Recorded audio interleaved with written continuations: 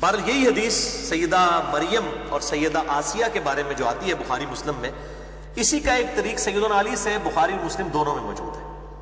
اس میں الفاظ ہیں کہ نبی صلی اللہ علیہ وسلم نے فرمایا کہ اپنے زمانے میں سب سے بہترین عورت تھی مریم رضی اللہ تعالی عنہا وعلیہ السلام، اور اس زمانے میں سب سے بہترین عورت ہے خدیجہ رضی اللہ تعالی عنہا، جو کہ نبی صلی اللہ علیہ وسلم کی سیدہ عائشہ سے بھی بڑھ کر محبوب ترین بیوی تھی، جو سب سے پہلے اسلام لے کر آئیں، ایون مولا علی سے بھی پہلے۔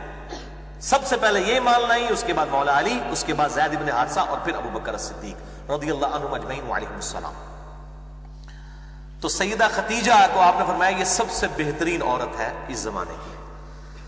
اللہ اکبر۔ بلکہ اسی کانٹیکسٹ میں بخاری اور مسلم میں ایک اور حدیث ہے، مشکات میں آپ کو ازواج مطہرات والے چیپٹر میں یہ حدیث میں مل جائے گی، کہ اما عائشہ رضی اللہ تعالیٰ عنہ خود کہتی ہیں مجھے سب سے زیادہ جس عورت پہ رشک ہے وہ خدیجہ ہے، سیدہ فاطمہ کی ماں اور حضور کی بیوی، محبوب ترین۔ آپ صلی اللہ علیہ وسلم خدیجہ کا اتنا ذکر کرتے کہ مجھے خدیجہ پر رشک ہونے لگتا، حالانکہ میں نے خدیجہ کو دیکھا نہیں تھا۔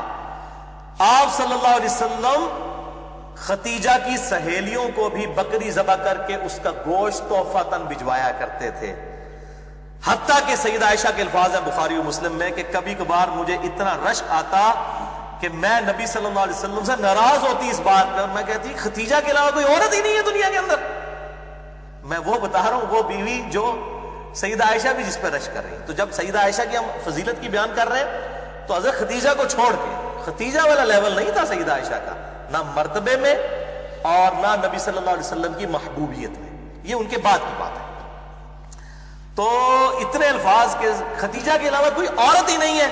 نبی صلی اللہ علیہ وسلم نے فرمایا کہ جب وہ حضرت عائشہ کہتی ہے یہ بات کرتی تو نبی صلی اللہ علیہ وسلم اس کی خوبیاں گنوانا شروع کر دیتے ہیں، خدیجہ میں یہ خوبی تھی، خدیجہ میں یہ خوبی تھی، یعنی بتانے کے لیے کہ یہ خوبیاں ہیں جو تم میں بھی نہیں موجود ہیں، تم باقی بیویوں میں بھی وہ خوبیاں نہیں ہیں۔ اور پھر فرمایا کہ میری تو ساری اولاد ہی خدیجہ سے ہے، یعنی آپ کی جو چاروں بیٹیاں ہیں، ٹھیک ہے، اور سیدہ فاطمہ اور سیدہ رقیہ، سیدہ ام کلثوم اور سیدہ زینب رضی اللہ عنہم اجمعین وعلیہم السلام، یہ چاروں بیٹیاں سیدہ خدیجہ سے ہوئی ہیں، اور یہ ان کی اپنی بیٹیاں ہیں نبی صلی اللہ علیہ وسلم کی۔ یہ جو مشہور کیا ہے نا، یہ پچھلے خاوند تھے اور عجیب و غریب وہ بتا رہے ہوتے ہیں صاحب کتاب، اس دنیا میں سب سے بڑا رافضی جو ابو بکر عمر کو نعوذ باللہ من ذالک اعلانیہ طور پر منافق کہتا ہے، یاسر الحبیب، عرب میں اس کے پائے کا کوئی رافضی نہیں ہے۔ میں شیعہ کی بات نہیں کر رہا، رافضی، اس کو خود شیعہ نے اور ایران نے نکال دیا تھا اور اس کو گمراہ ڈکلیئر کیا ہوا ہے۔ وہ بھی مانتا ہے کہ نبی صلی اللہ علیہ وسلم کی یہ چاروں بیٹیاں اپنی ہیں، سیدہ خدیجہ سے نبی صلی اللہ علیہ وسلم کی بیٹیاں ہیں،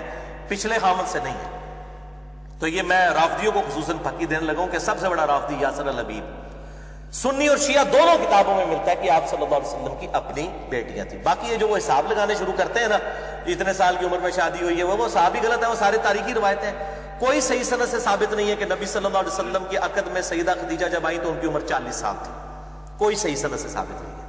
اور نہ یہ صحیح سند سے ثابت ہے کہ آپ صلی اللہ علیہ وسلم کی ہجرت کے بعد یہ بیٹیاں پیدا ہوئیں، یہ اپنی ٹائمنگ پہ ہی پیدا ہوئیں اور الحمدللہ ہجرت کے وقت یہ بالغہ تھی۔ تو یہ میں نے ضمناً مسئلہ عرض کر دیا۔ تو سیدہ خدیجہ رضی اللہ تعالیٰ عنہ اتنی محبوب تھیں کہ 24 سال تک آپ صلی اللہ علیہ وسلم کے عقد میں رہی ہیں، 24 سال تک،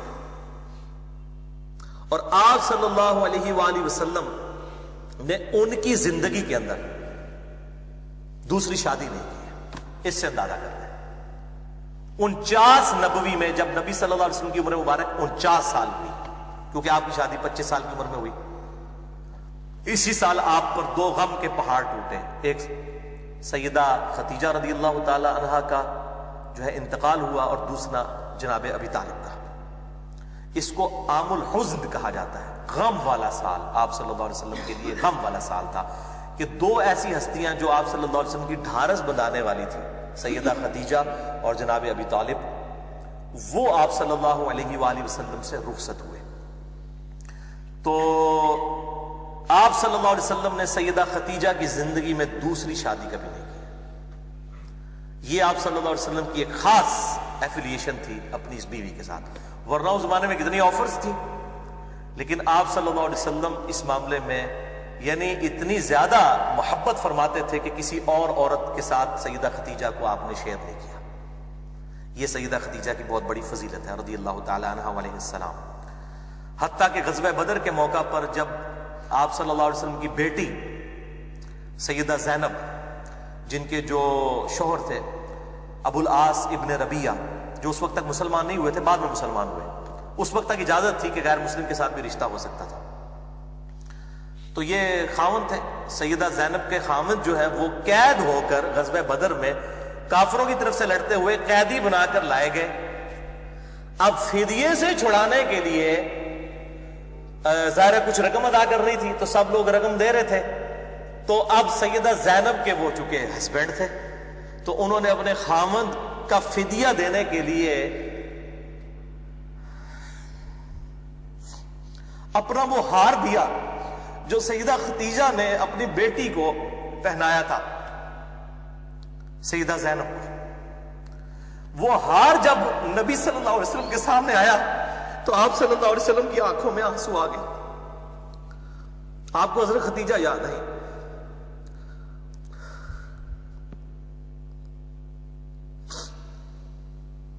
آپ صلی اللہ علیہ وسلم نے اپنے اصحاب سے کہا کہ اگر تم مجھے اجازت دو تو میں یہ ہار اپنی بیٹی زینب کو واپس کر دوں، یہ میری بیوی کی نشانی ہے اس کے پاس. تو اصحاب نے کہا یا رسول اللہ کیوں نہیں، آپ بالکل. اور پھر ان کو بغیر فدیے کے چھوڑ دیا گیا.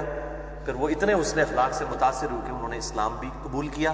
اور انہی کی بیٹی ہے امامہ رضی اللہ تعالی عنہا. بڑی مشہور ہے نبی صلی اللہ علیہ وسلم کی یہ نواسی، جن کے بارے میں بخاری مسلم میں آتا ہے کہ آپ صلی اللہ علیہ وسلم ان کو گود میں اٹھا کے نماز بھی پڑھا کرتے تھے.